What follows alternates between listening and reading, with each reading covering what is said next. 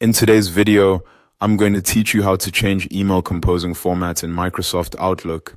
We'll be working directly inside Outlook on the web, and this is a useful setting to know if you want your emails to look more professional, easier to read, or simply more suited to the way you like to write.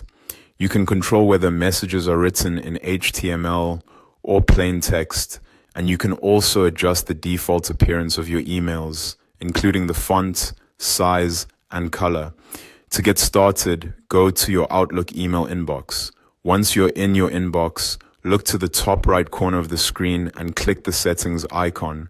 This opens the quick settings panel where you can access a variety of Outlook customization options. From there, click on Compose. This section contains the settings related to how your email draft window appears and behaves when you create a new message. If you want a little more control while writing emails, this is where you can turn on a couple of extra fields.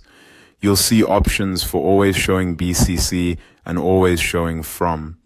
If you want those fields to appear automatically whenever you compose a new message, click the checkboxes next to them. This can be helpful if you regularly send blind copies or if you manage more than one sending address and want the from field visible by default. Next, find the drop-down for compose messages in a selected format.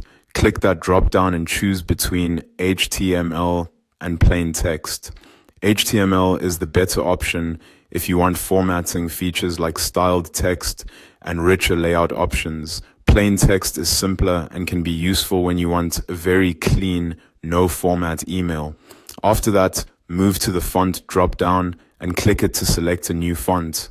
Once the list opens, click on the font you want to use as your default. This will affect how your new emails appear when you start composing them, so choose something clear and readable.